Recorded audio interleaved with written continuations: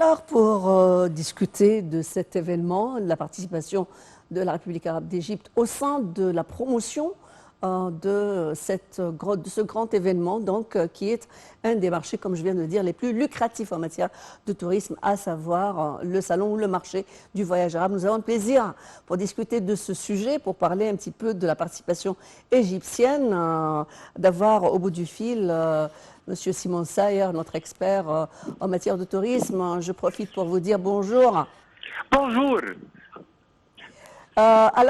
Cet événement, quand même, est un événement qui est important. Il est sous le feu de l'action. Il se marie conjointement avec les grands axes de la COP 27 et puis de la future COP 28 qui va se tenir justement aux Émirats arabes unis, qui concerne zéro émission à effet de serre, zéro carbone. On commence par ce préambule, si vous voulez. Donc, qu'est-ce que le tourisme a à offrir qui va profiter aux touristes, mais aussi d'être marié sur le plan intellectuel avec les grandes idées et les grandes perspectives de zéro émission à effet de serre?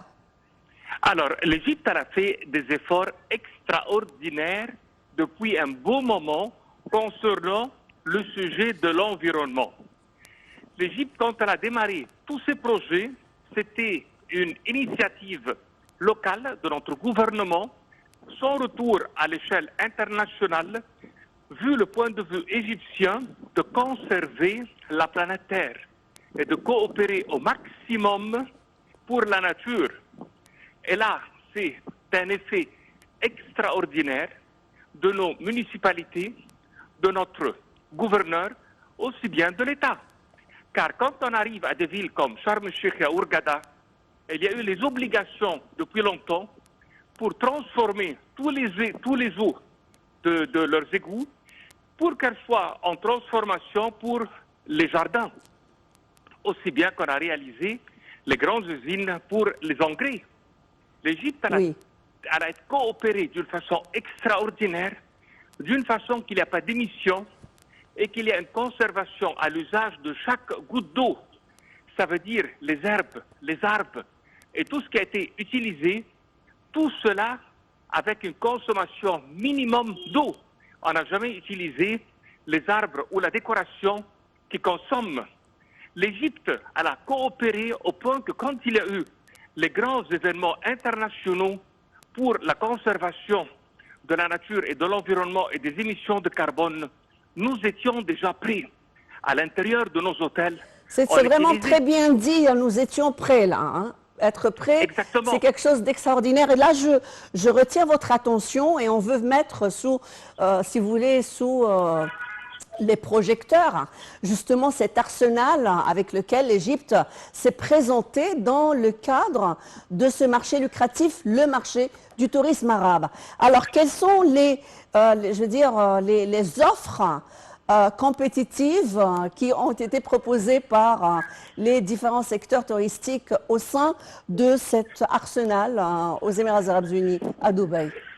Alors, l'Égypte en premier, elle a proposé ces stations balnéaires qui sont tout à fait proches de leur pays, ce qui leur fait une très grande économie dans les billets d'avion.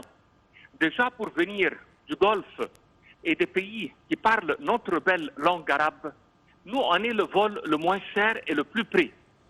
D'un autre côté, nous, on ne complique pas les choses pour les visas. On considère tout le monde qui nous entoure et tout le Golfe une part de notre État et que c'est une seule nation.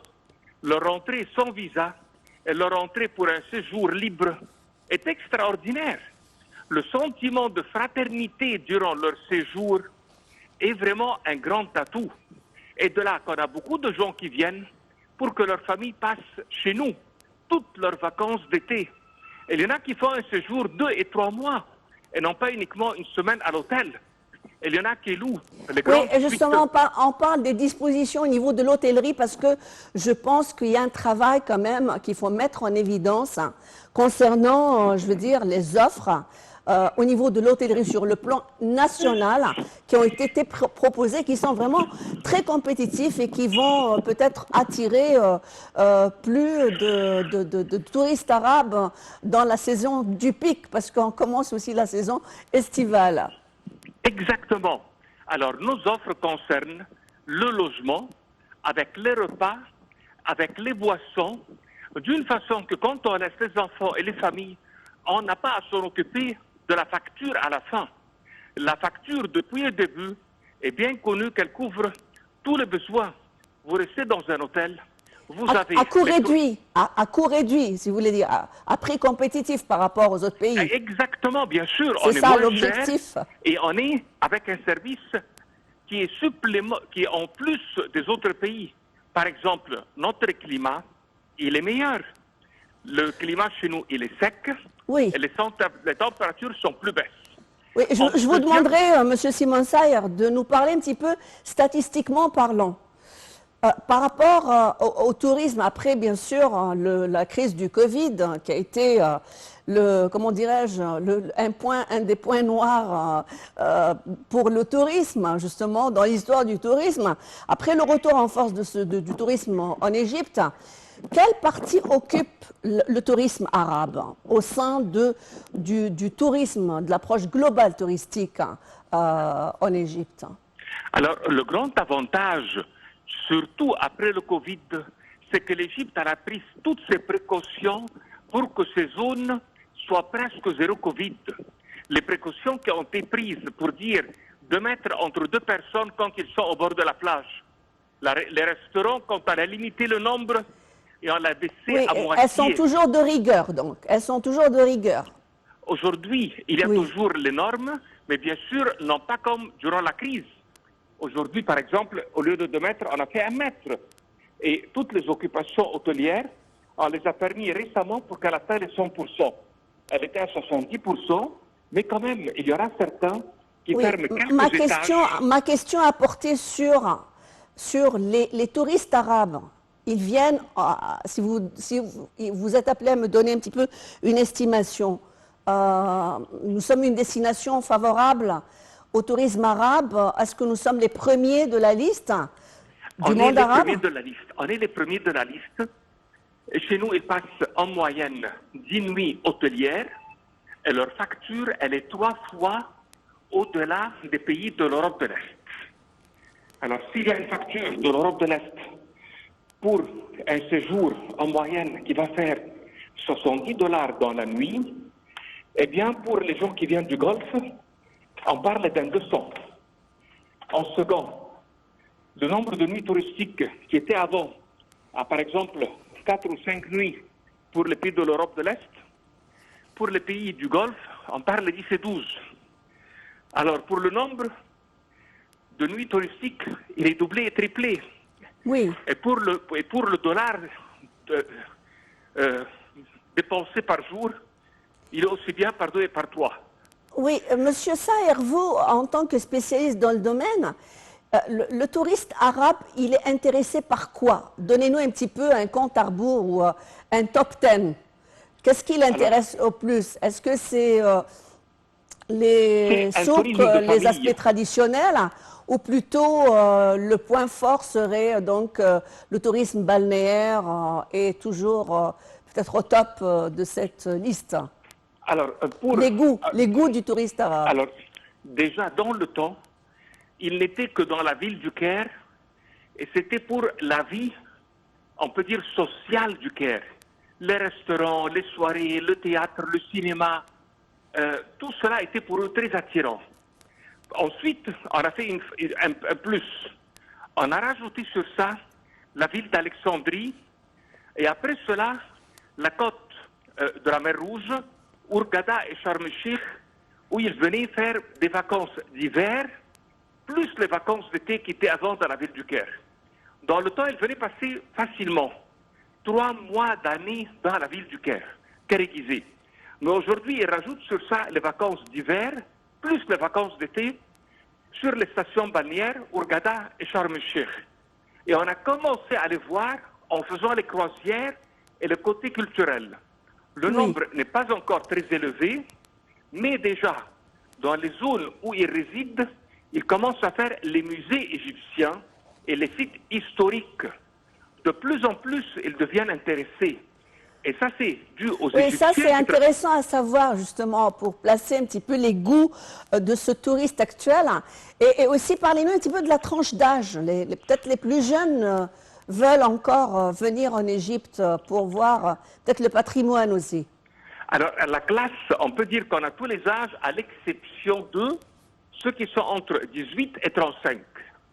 Entre 18 et 35, on n'a pas le grand nombre, vu qu'aujourd'hui leurs études deviennent en Europe et aux États-Unis. Oui. Ce nombre, il a baissé pour l'Égypte, vu l'attraction qui a été réalisée. Voilà, par l'attraction, l'anglais. mais aussi du succès de cette politique touristique. Je veux dire, du travail, Alors, du conseil nous, qui au-delà de travaille 35, de parce cette qu'ils ont les enfants, ils cellule viennent de chez nous. crise touristique. Alors voilà, alors ceux qui sont jeunes viennent avec les plus âgés, vu qu'ils veulent passer des vacances relaxantes à long terme. Mais la classe qui travaille 18-35, elle ne fait pas des vacances comme dans le temps. Même Oui. dans ces pays, ils n'ont plus les mêmes vacances.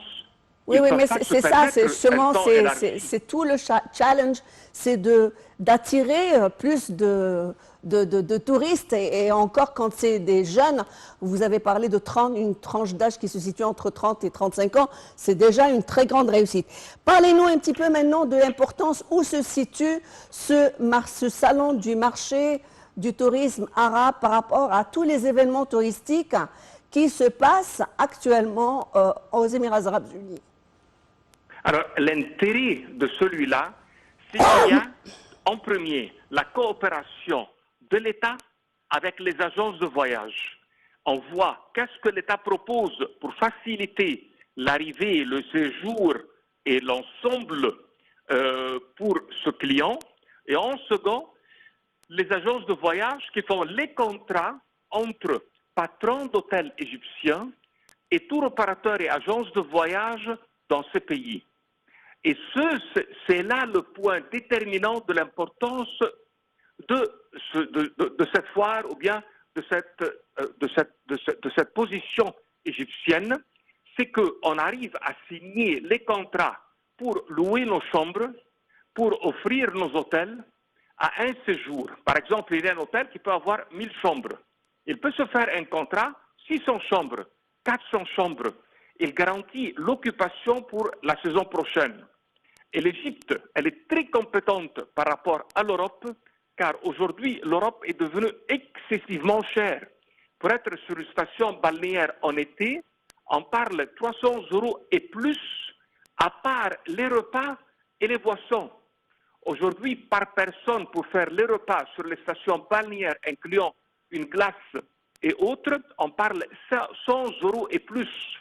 Ça veut dire entre résidence et repas, 400. Et l'Égypte, qu'est-ce qu'elle va lui coûter? Pas plus que 100. On est très gagnant, aussi bien que le client, il réduit sa facture. En tous les cas, je tiens vraiment à vous remercier pour ces amples informations.